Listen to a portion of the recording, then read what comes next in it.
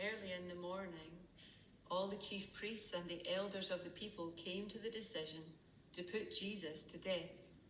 They bound him and led him away and handed him over to Pilate, the governor. When Judas, who had betrayed him, saw that Jesus was condemned, he was seized with remorse and returned the 30 silver coins to the chief priests and the elders. I have sinned, he said, for I have betrayed innocent blood. What is that to us? They replied. That's your responsibility. So Judas threw the money into the temple and left. Then he went away and hanged himself. The chief priest picked up the coins and said, "It is against the law to put this into the treasury, since it is blood money." So they decided to use the money to buy the potter's field as a burial place for foreigners. That is why it has been called the field of blood to this day.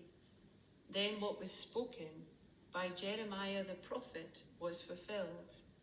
They took the 30 silver coins, the price set on him by the people of Israel, and they used them to buy the potter's field, as the Lord commanded me. Meanwhile, Jesus stood before the governor, and the governor asked him, "Are you the king of the Jews?" "Yes, it is as you say," Jesus replied.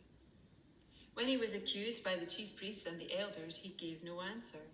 Then Pilate asked him, "Don't you hear the testimony that they are bringing against you?"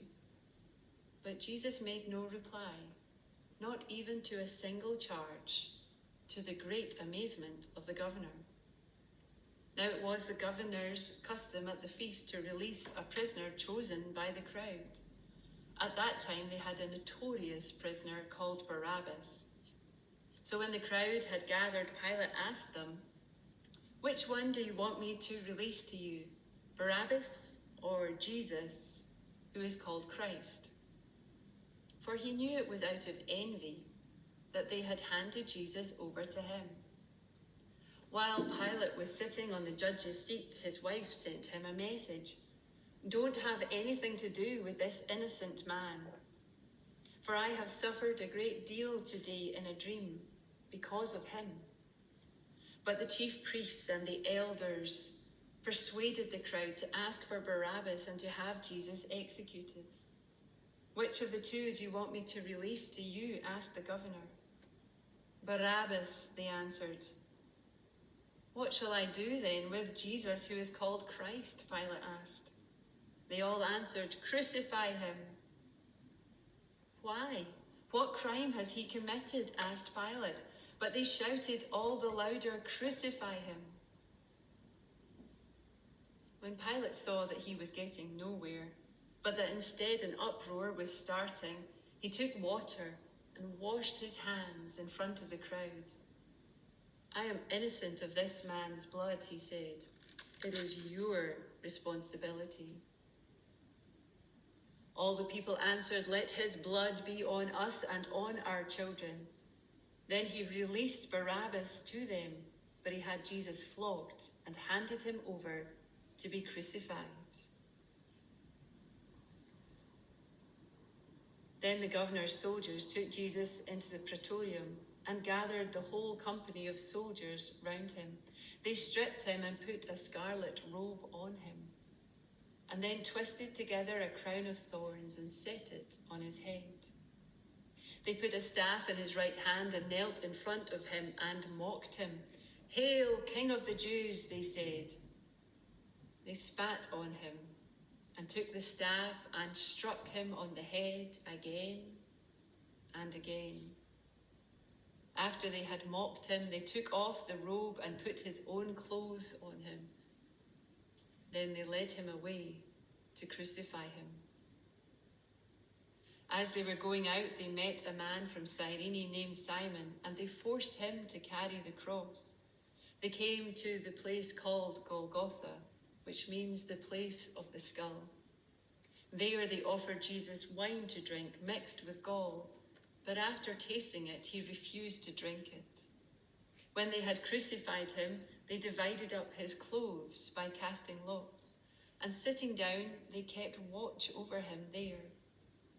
Above his head, they placed the written charge against him: "This is Jesus, King of the Jews." 2 robbers were crucified with him, one on his right and one on his left. Those who passed by hurled insults at him, shaking their heads and saying, "You who are going to destroy the temple and build it in 3 days, save yourself. Come down from the cross if you are the Son of God." In the same way, the chief priests, the teachers of the law, and the elders mocked him. "He saved others," they said, "but he cannot save himself. He's the King of Israel. Let him come down from the cross and we will believe in him. He trusts in God. Let God rescue him if he wants him, for he said, 'I am the Son of God.'" In the same way, the robbers who were crucified with him also heaped insults on him. From the 6th hour until the 9th hour, darkness came over all the land. About the 9th hour, Jesus cried out in a loud voice, "Eloi, Eloi, lama sabachthani," which means, my God, why have you forsaken me?" When some of those standing there heard this, they said, "He's calling Elijah." Immediately one of them ran and got a sponge. He filled it with wine vinegar, put it on a stick, and offered it to Jesus to drink. The rest said, "Now leave him alone. Let's see if Elijah comes to save him."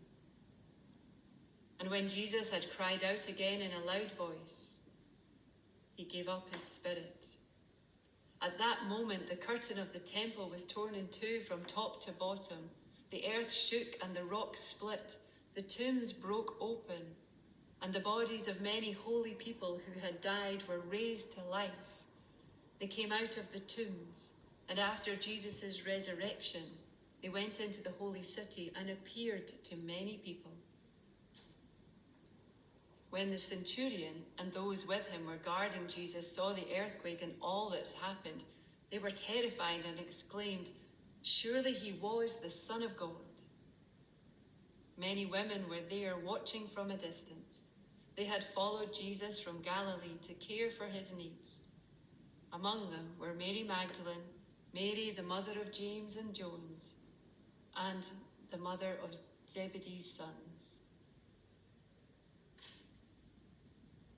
As evening approached, there came a rich man from Arimathea named Joseph, who had himself become a disciple of Jesus. Going to Pilate, he asked for Jesus' body, and Pilate ordered that it be given to him. Joseph took the body, wrapped it in a clean linen cloth, and placed it in his own new tomb that he had cut out of the rock. He rolled a big stone in front of the entrance to the tomb and went away. Mary Magdalene and the other Mary were sitting there opposite the tomb. The next day, the one after Preparation Day, the chief priests and the Pharisees went to Pilate. "Sir," they said, "we remember that while he was still alive, the deceiver said, 'After 3 days I will rise again.' So give the order for the tomb to be made secure until the 3rd day. Otherwise his disciples may come and steal the body and tell the people that he has been raised from the dead.